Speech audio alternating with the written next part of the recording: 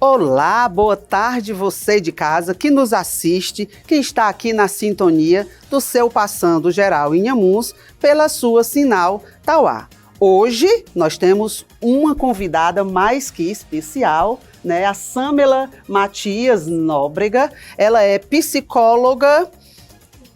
Isso, psicóloga clínica. Isso é o bom do programa ao vivo, da entrevista ao vivo, porque o convidado ainda dá as suas credenciais, né? Samela Matias Nóbrega, psicóloga clínica e educacional. E hoje ela veio aqui, à sua TV Sinal, a sua Sinal Tauá, para trazer esclarecimentos sobre um tema muito atual, sobretudo pós-pandemia, que tem afetado a humanidade, que é saúde mental. Eu estive lendo porque para conversar com uma sumidade no assunto, a gente tem pelo menos que ter a introdução. E quando eu fui buscar informações sobre saúde mental, ansiedade e depressão no Brasil, eu fiquei assustada com as informações. Nós somos o país mais ansioso do mundo e somos o 5º país mais depressivo do mundo. Por isso, a Samela Matias Nóbrega hoje está aqui para que a gente possa falar sobre esse assunto tão pertinente e atual para a nossa sociedade. Boa tarde, Samela. Seja bem-vinda. Desde já eu agradeço a sua presença e somos todos ouvidos para aquilo que você tem a contribuir conosco e com a sociedade no geral. Obrigada, Sulani. Muito feliz de estar aqui, né, de conseguir compartilhar informações sobre saúde mental. É muito importante, né, que a gente espalhe informações, porque a gente entende, sim, né, os casos atuais de ansiedade, de depressão, têm aumentado no Brasil.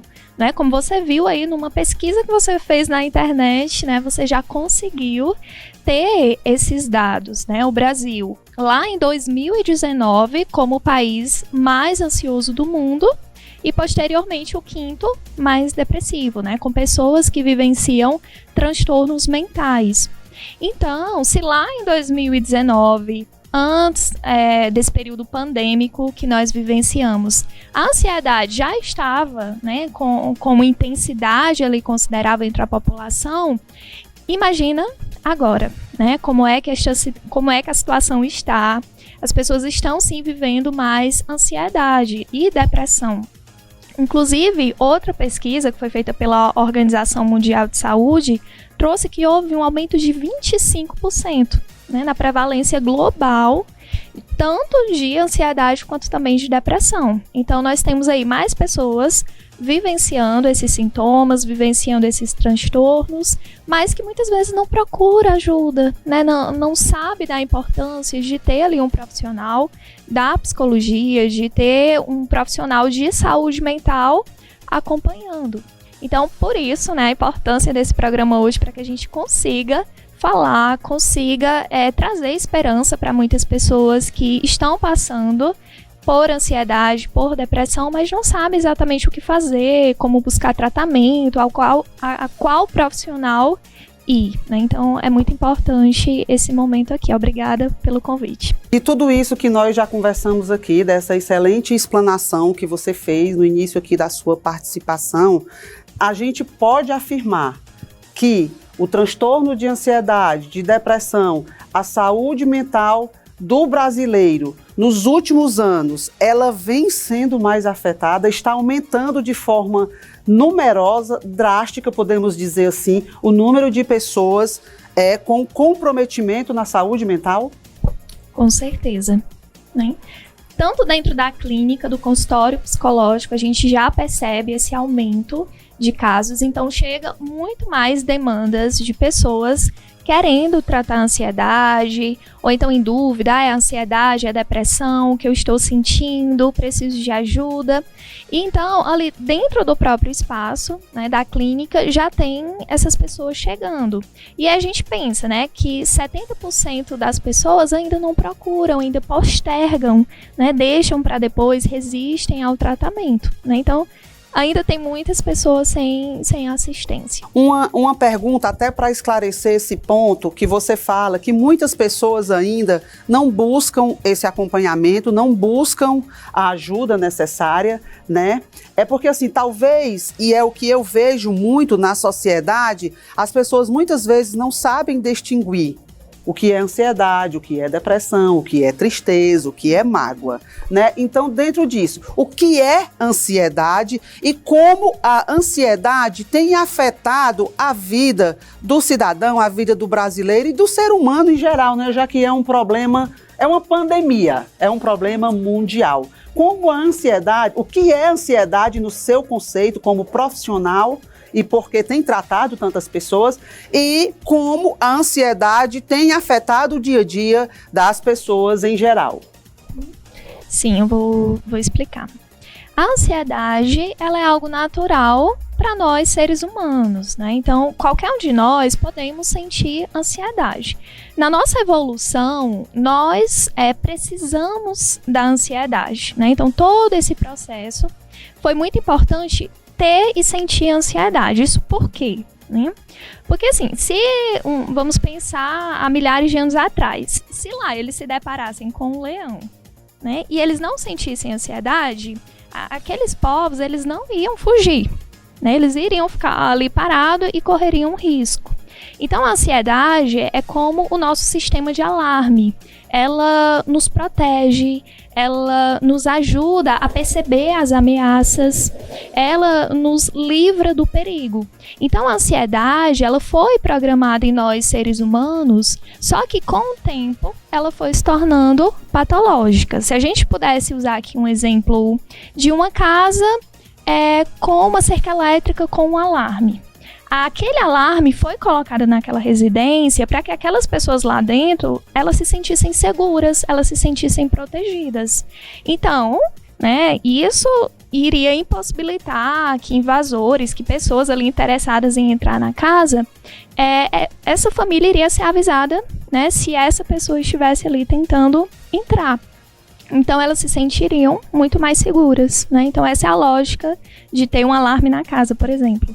E a ansiedade é a mesma coisa, ela é o nosso sistema de alarme, ela nos ajuda. Por exemplo, uma pessoa vai para uma entrevista de emprego a primeira vez, né? Então essa pessoa vai sentir um frio na barriga, vai sentir as mãos suando, o coração acelerando, porque a ansiedade está ali dizendo para ela, olha, você tem uma coisa importante para fazer, né? Você tem que se sair bem, você tem que fazer o seu melhor para que você consiga, né, tenha mais chances de conseguir essa vaga de emprego. Dentro disso que você está aqui expondo, né, entregando, porque é um conteúdo valiosíssimo, entregando aqui para os nossos telespectadores e todos os cidadãos que acompanham o Passando Geral em Inhamuns, na sua Sinal Tauá, a ansiedade, ela não é de todo ruim na vida do ser humano, né? Porque hoje ficou o termo ansiedade também, ele está muito utilizado. Se utiliza a palavra ansiedade para qualquer coisa. E isso está banalizando a ansiedade. Então, assim, se nós formos ver dentro do seu conhecimento, do que você estudou e daquilo que você tem aplicado em saúde mental, né, já na sua carreira, graças a Deus, uma carreira de sucesso, a ansiedade, ela, dentro dos padrões, dos limites, para as pessoas entenderem, dos limites permitidos, ela é super saudável. Porque ela nos protege dos riscos, não é isso? Isso, exatamente. Então, sentir ansiedade também não é ruim. Não. Não é ruim sentir ansiedade. Hoje, eu faço essa pergunta, eu vou até aproveitar aqui para fazer uma análise, uma consulta, né? Você que nos assiste. Eu sofro de ansiedade desde o ano de 2015, quando eu recebi um diagnóstico de câncer da minha mãe, que até perdi ela na sequência para o câncer, que todos nós da minha casa, nós ficamos sofrendo de ansiedade, mas foi a partir desse trauma e depois, na sequência, da ruptura da vida. E aí, nesse caso, é natural, eu estou sendo fraca, porque as pessoas dizem, acham que você ser ansioso, é porque você é mole, é porque você não aguenta a pancada da vida. O que é que você tem a dizer, Samila, para essas pessoas que escutam todos os dias esse tipo de frase e que trata a ansiedade como se a ansiedade fosse um piti, que o ser humano quer dar. Pronto, não, ele é mole, ele é Nutella, ele é geração algodão doce, ele está dando piti. Você pode falar um pouco sobre isso? Sim, posso sim. Como é que acontece, né? A ansiedade é, sim, importante, ela nos ajuda em situações, né, assim, do nosso dia a dia, como, por exemplo, essa da entrevista de emprego, que eu citei. E a ansiedade, até esse limite, ela é natural. Agora, nós temos uma ansiedade patológica, que é aquela ansiedade que causa sofrimento intenso e que também prejudica o dia a dia, a rotina, os relacionamentos, o trabalho. Então, é uma ansiedade que vai incapacitar essa pessoa que está sentindo. E então, para esclarecer, todos nós vivenciamos ansiedade numa intensidade que não ocasiona tanto sofrimento e nem prejudica a nossa vida. Agora, tem algumas pessoas que têm transtornos de ansiedade, ou seja, essa ansiedade chegou em uma intensidade tão grande, que causa tanto sofrimento, que incapacita essa pessoa, que, nesse caso, a ansiedade, ela é desconfortável e essa pessoa precisa buscar ajuda profissional, ela precisa de tratamento, né? E aí, muitas vezes, as pessoas vêm, né, com todo esse preconceito, com esses tabus em relação à saúde mental, em relação à ansiedade, e vão diminuindo o sofrimento daquela pessoa que está vivenciando os sintomas ansiosos, né? Muitas pessoas não compreendem, não validam, então tratam isso, né, como se o sofrimento do outro não tivesse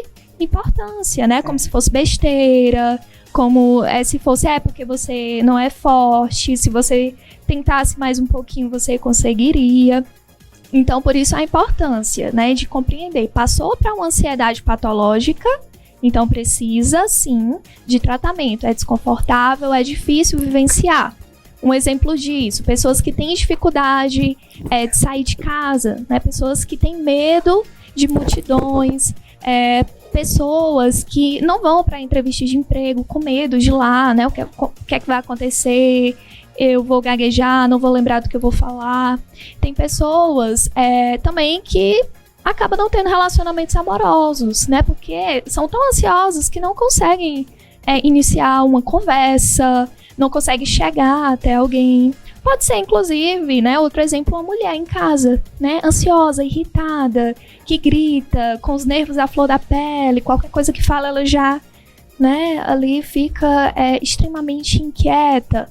Pessoas também que não conseguem dormir, têm insônia. Então, assim, a ansiedade, quando ela está em um nível elevado, ela é desconfortável, ela precisa de tratamento.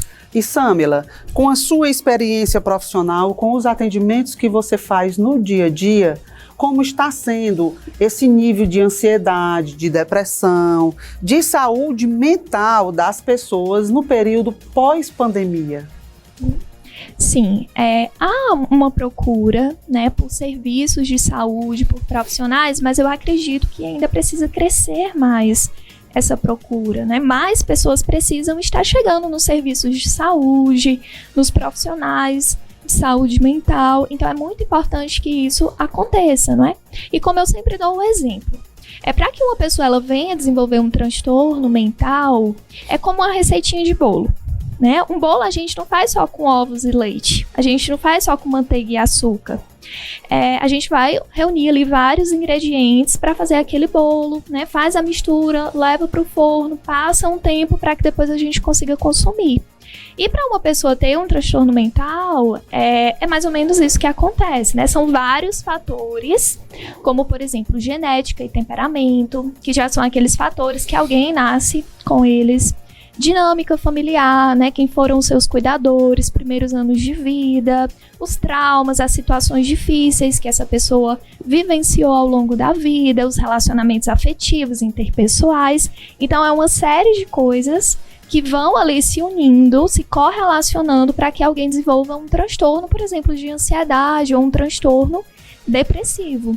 Então, Samila, diante de tudo que nós já conversamos, até aqui, de tudo que nós já conversamos agora, fica bem explícito por uma profissional que cada caso é um caso. É necessário que se busque a ajuda, que se busque o profissional para que ele faça uma avaliação e diga em que patamares, se você precisa ir a psiquiatra, se você precisa de fármaco. Então, assim, o correto é que se busque ajuda.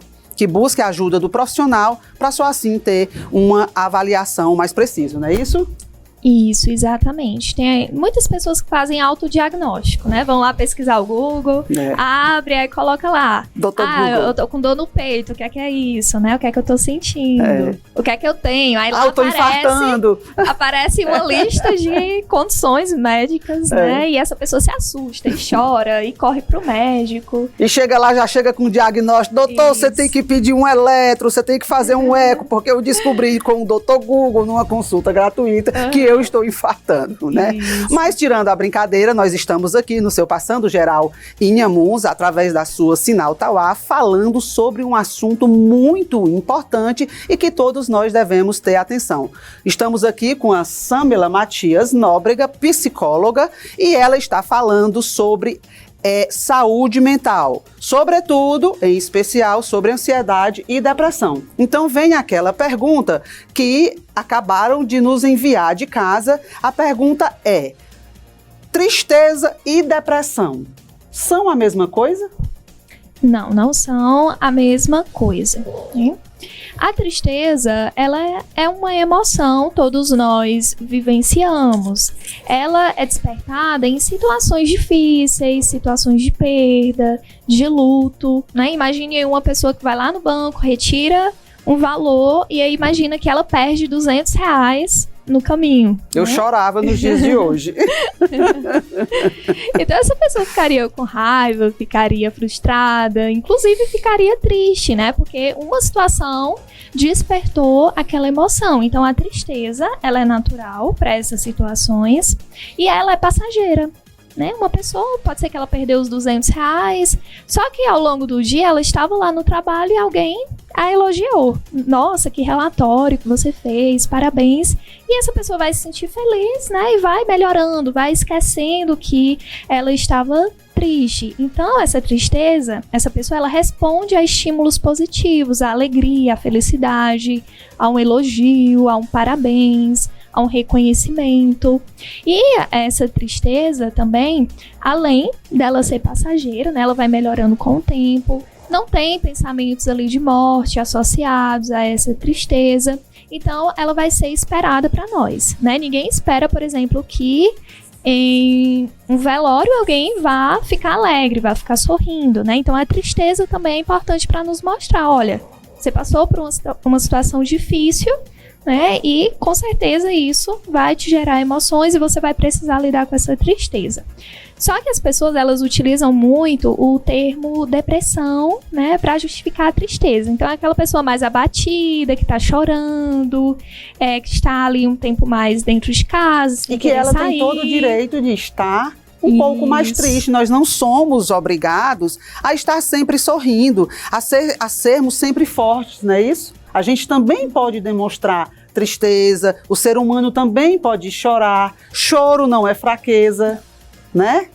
Isso, exatamente. Então, todas as nossas emoções, elas são importantes, inclusive a tristeza, né? E elas vão ser vivenciadas, né? Não tem como a gente tentar ali não sentir uma emoção, não sentir a tristeza, né? Não tem como eu dizer assim, olha, Sulani, a partir de hoje, nunca mais, né? Eu quero que você sinta tristeza. Não tem como isso, né? Então as pessoas às vezes olham para alguém assim, mais triste, mais abatida, chorando, um pouquinho desanimada, aí diz, nossa, como você tá depressiva hoje, nossa, que você tá muito deprê, ou então a própria pessoa diz, nossa, hoje eu tô tão deprê, né? Tô assim. E, no entanto, ela só está triste. Isso, ela está triste, não tem depressão nenhuma, é só tristeza, que é natural, porque nós somos humanos. Mas dentro desse contexto, quando buscar ajuda e qual o profissional que se deve buscar primeiro? Como é saber qual o profissional? Primeiro se busca o psiquiatra, primeiro se busca o psicólogo, e quando isso deve ser feito? Quando se você diz, não, é isso aqui, esse é o gatilho, agora tem que procurar uma ajuda profissional. Sim, Sulani. E assim, antes da gente perceber esse momento, né, de buscar ajuda profissional, da gente reconhecer e falar sobre isso, a gente precisa entender, então, que lá aquela ansiedade mais patológica com a depressão, a gente precisa reconhecer um pouquinho mais sobre elas. Né? Geralmente, a ansiedade, as pessoas elas vão em busca, né, das unidades de saúde, da UPA, do hospital, quando elas sentem sintomas ansiosos. Então, a pessoa está em casa, tem uma crise, o coração acelera, as mãos suam, a pessoa acha que vai desmaiar, que vai morrer, que vai enlouquecer. Um exemplo, né, de crise. E essa pessoa corre para os serviços de saúde, certo? Porque o que mais assusta as pessoas são esses sintomas ansiosos. Só que a ansiedade, ela não se resume a isso, né? Nós temos vários sintomas ansiosos, né, para a gente entender, nossa, isso aqui de fato é uma crise, isso aqui está interferindo no dia a dia dessa pessoa. Então, a gente tem sintomas cognitivos, que são aqueles que se passam na mente. Eu vou morrer, eu vou enlouquecer, não vou dar conta, não vou conseguir, sou incapaz, né? Eu vou lá para entrevista de emprego, mas eu vou esquecer o que eu vou falar, as pessoas vão achar, né, que eu sou ridículo, que eu não sei o que falar, vou ficar com o rosto vermelho, vou desmaiar, né? Então, a mente, ela se enche de pensamentos ansiosos, que junto com esses sintomas físicos, né, fazem com que essa pessoa ela venha ter uma crise. E a depressão, né, a gente estava vendo aí essa diferenciação com a tristeza. A depressão também ela afeta a vida do sujeito, ela vai para além de uma tristeza, né? Essa pessoa que está depressiva, ela está com um humor deprimido, ou seja, uma tristeza profunda, uma sensação de vazio, né, de que a vida ali não tem sentido, de que não vale a pena, e várias áreas vão ser afetadas. Por exemplo, o sono. Essa pessoa pode dormir muito, dormir pouco, afeta a alimentação, a pessoa come mais ou come menos, ganha mais peso ou ganha menos. Essa pessoa também, os pensamentos dela vão estar muito negativos. Que eu sou inútil, que eu não tenho nenhum valor, que a vida não tem mais sentido. Essa pessoa se culpa muito, né, pelas coisas que acontecem, pela forma como ela está hoje, por ela não conseguir sair sozinha daquela condição, né? Então, essa pessoa pode ter, inclusive, pensamentos de morte, ideações suicidas, tentativas de suicídio. Claro que não são todas pessoas com transtorno depressivo que vão ter ideações suicidas, tentativa de suicídio, né? Mas está ali associado, tem ali uma relação com o transtorno depressivo, essas questões. Como você falou lá atrás, é a receitinha do bolo, né? Você não consegue fazer um bolo saboroso, delicioso, que encha o paladar da sua família, se ele não tiver todos os ingredientes que a receita pede, né? Mas assim, nós vimos aqui todos esses sintomas que a pessoa pode sentir quando tem uma crise de ansiedade ou quando está num processo depressivo, e mesmo assim, essa pessoa não busca ajuda. O que é que impede hoje um ser humano, uma pessoa sentir tudo isso, ter tudo esses sintomas que você falou aqui, e mesmo assim não busca ajuda? Eu costumo falar, né, que nós temos 3 perfis de pessoas. Nós temos aquelas que não entendem, né, não sabem o que é ansiedade, não sabem o que é depressão, ainda tem ali um mínimo conhecimento sobre isso e acabam não reconhecendo que elas podem ser ajudadas, podem serem ajudadas. E nós temos um segundo perfil de pessoas que já reconhecem, entendem um pouquinho o que é ansiedade, o que é depressão, entendem sintomas, vão lá no Google pesquisar. Só que essas pessoas, mesmo assim, postergam a procura por ajuda profissional. E nós temos um terceiro grupo de pessoas que são mais esclarecidas, mais conscientes, entendem sobre saúde mental, sobre ansiedade, sobre depressão, sobre suicídio, e elas vão em busca de tratamento, né, em busca de um profissional que possa ajudá-las. E aí, dentro desse grupo de pessoas, existem vários motivos que fazem com que essa pessoa não busque um tratamento, né? Na pergunta anterior, a gente estava falando aí sobre o tratamento, e o tratamento é muito importante porque tem um dado que traz que pessoas com depressão severa a grave, que fazem uso de medicação e param essa medicação, elas têm uma chance de 76% desses sintomas depressivos, desses episódios depressivos, retornarem dentro de 12 meses, né? Então, por isso a importância do tratamento, né? Que ela possa buscar tratamentos eficazes. Algumas pessoas dizem assim, Samula, mas eu já fiz de tudo. Aí, quando eu vou investigar o tudo que a pessoa fez, ela já tomou chá, já foi na rezadeira, já fez uma caminhada, já não fez a coisa certa. Só não fez a coisa certa, né? Isso. E assim, Samila, certo que tem os transtornos que são mais graves, né? Que já ultrapassam o limite da ansiedade. Hoje, assim, a ansiedade, ela tá mais em foco, né? Porque quem não tinha depressão, né, já tinha ansiedade. E depois da pandemia, nós pudemos perceber que quem não tinha problema nenhum ficou ansioso, né? Porque nós fomos reclusos, foi tirado de nós aquele direito de ir e de vir, e nós somos seres livres. Então isso, de certa forma, comprometeu toda a sociedade, sobretudo na saúde mental.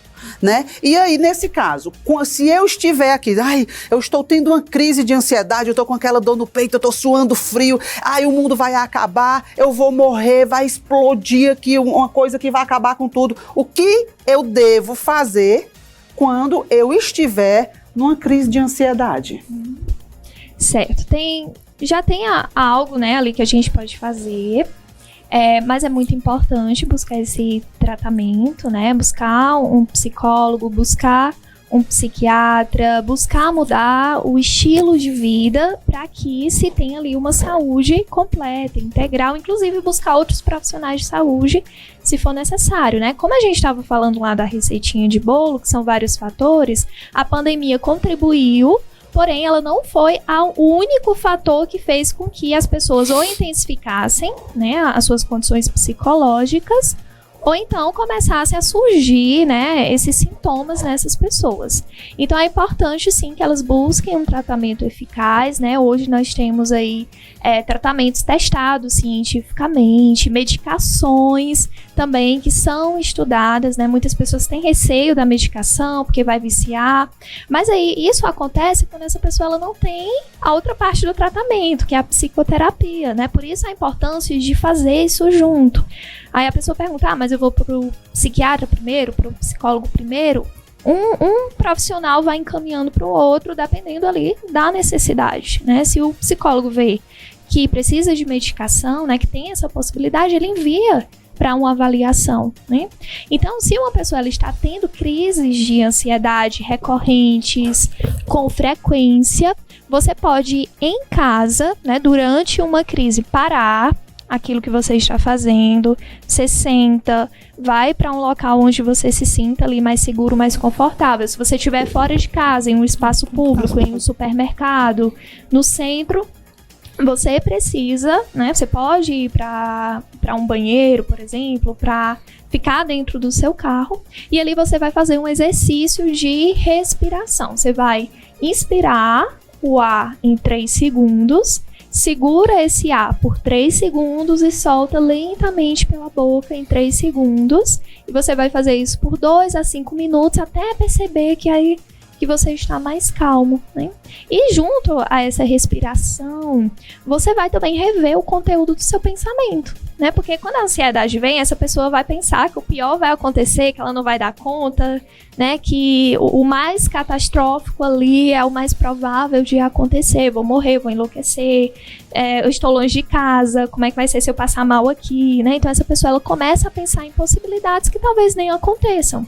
Né? Então perceba, o que é que eu estou pensando? Tem probabilidade disso acontecer? É uma probabilidade baixa, média, alta, certo? Então é muito importante que você consiga perceber esses pensamentos, e aí você pode buscar uma pessoa para conversar, você pode falar em voz alta aquilo que você está pensando, né? Até que você acalme. E a ansiedade, o que é que acontece? Ela atinge ali um nível alto e ela vai reduzindo de intensidade. Então você precisa esperar que a crise passe, né, para que você volte a se tranquilizar e, assim que possível, buscar ajuda profissional.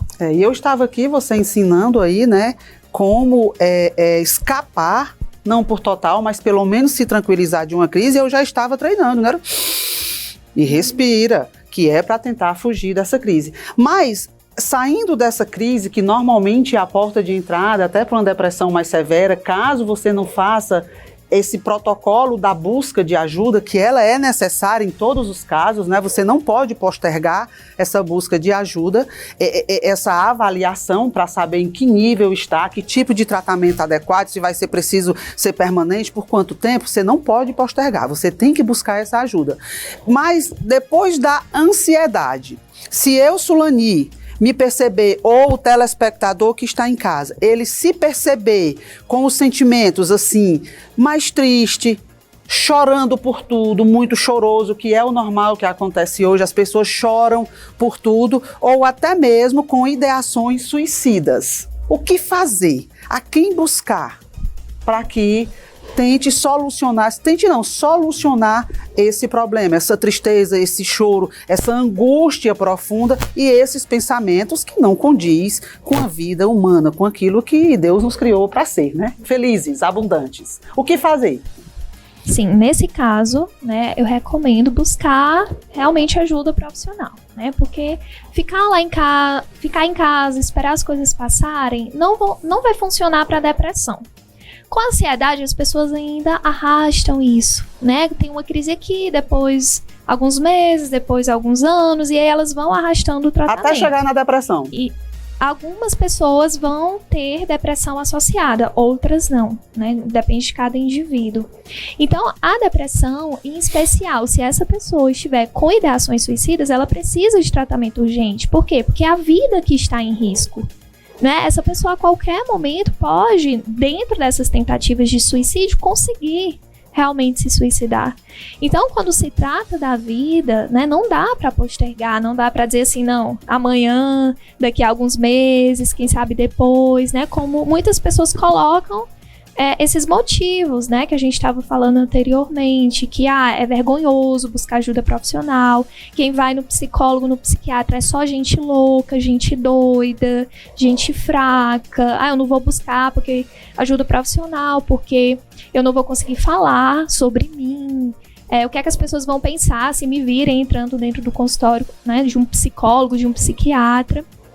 Então, né, por isso a importância de superar essas resistências e buscar ajuda profissional, porque tem tratamento eficaz e as pessoas podem sim, né, ter uma vida leve, uma vida feliz, uma vida onde esses sintomas eles vão reduzir de ansiedade e ela vai conseguir ter o brilho de volta, né? E muito bem esclarecido, e eu quero dizer aqui que eu fiz essa pergunta porque dentro de todas as pesquisas que eu fiz para que eu tivesse pelo menos condição de conversar, né, com a sumidade no assunto, com quem entende, com quem vivencia o dia a dia da ansiedade, da saúde mental, dos transtornos depressivos. Nessa pesquisa que eu fiz, eu vi que recentemente, já foi publicado agora, no dia 30 de julho de 2022, um alerta da Organização Mundial de Saúde para que se trabalhe justamente essa busca do ser pela ajuda profissional. Por quê? Porque mais de 70% de quem sente esses sintomas, de quem já percebe que tem algo errado, ele não tem acesso ao tratamento de saúde mental. E isso realmente é muito preocupante. E para encerrar aqui a sua participação, eu quero agradecer a você pela disponibilidade.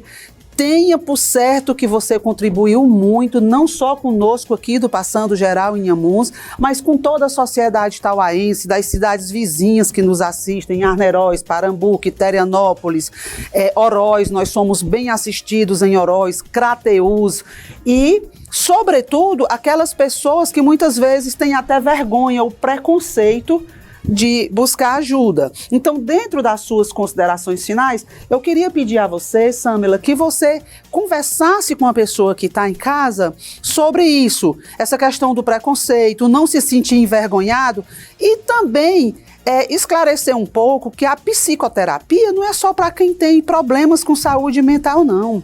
A psicoterapia, ela é também importante no nosso dia a dia, na tomada de decisões, nesse auxílio da tomada assertiva da decisão. Porque nós, enquanto seres humanos, principalmente hoje, no período em que a informação está sempre na palma da mão, nós somos mutilados diariamente por tanta informação. E isso traz sobre a gente um embaço que tira de você o poder assertivo na tomada de decisão, que é onde a psicoterapia entra. Fale um pouco sobre isso para a gente encerrar a sua participação e desde já eu quero agradecer de coração essa oportunidade de tê-la aqui conosco e de levar você para dentro da casa das pessoas que nos assistem. Fico muito feliz, Sulani, por esse momento, né? Sempre que a gente pode estar conversando sobre saúde mental, levando aí para aquela pessoa que talvez, né, tá lá no grupo 1, que ainda não entende o que está sentindo, o que está passando, né? Algumas pessoas chegam para mim e dizem: nossa, Samila, eu não sou a mesma pessoa de antes, né? Parece que o meu brilho se apagou, eu não sei o que é que eu estou vivenciando, eu preciso de ajuda, né? Então, nós profissionais estamos aqui para isso, né? Nós estudamos para isso, nós estamos para apoiar aquelas pessoas que estão passando por dificuldades, né? E como a Sulani falou, a psicoterapia são para pessoas que têm problemas, né? Não necessariamente você precisa ter um transtorno mental para ir ao psicólogo, né? Você pode estar passando por um momento difícil do seu relacionamento, por um término afetivo, por um luto de alguém que você amava e que não está mais, né, aqui nessa terra. Pode ser porque no seu trabalho você está sofrendo assédio, está tendo dificuldades, não está gostando do que você está fazendo. Pode ser para ter mais autoconhecimento, né, para entender mais sobre si. Enfim, são inúmeras questões que podem ser trabalhadas dentro da psicoterapia, né? Inclusive, eu já fiz psicoterapia, né? O psicólogo, ele precisa fazer isso porque a gente recebe muitas demandas. Então, nós precisamos também tratar aquilo que está em nós para que a gente consiga auxiliar o outro, dar o nosso melhor para o outro, né? Então, eu também passei por esse processo, porque eu disse: eu quero sentir isso. Eu quero saber como é. Inclusive, lá no comecinho eu resisti. Eu disse: não, mas eu sou psicóloga, eu tenho que ser forte, né? Tem que lidar. Mas aí é importante sim, tá bom? Não é vergonhoso. Quem vai pro profissional não é louco, não é doido. É uma pessoa que está precisando ali, em um momento específico da sua vida, solucionar um problema, está precisando de ajuda. Então, agradeço demais, né? Eu espero que esse momento tenha contribuído. Estou aqui para o que vocês precisarem, né, para a gente falar sobre saúde mental, e eu fico muito feliz pelo convite, Sulani. Obrigada. Eu que agradeço mais uma vez a sua participação e em nome da Sinal Tauá, do Passando Geral em Inhamuns e de toda a população que está em casa, gratidão por essa oportunidade. E a você que está em casa nos assistindo, nós entrevistamos sobre saúde mental, nós entrevistamos a psicóloga Samila Matias, que trouxe tantas informações preciosas com muito carinho e muita atenção para você. O nosso boa tarde e muito obrigada.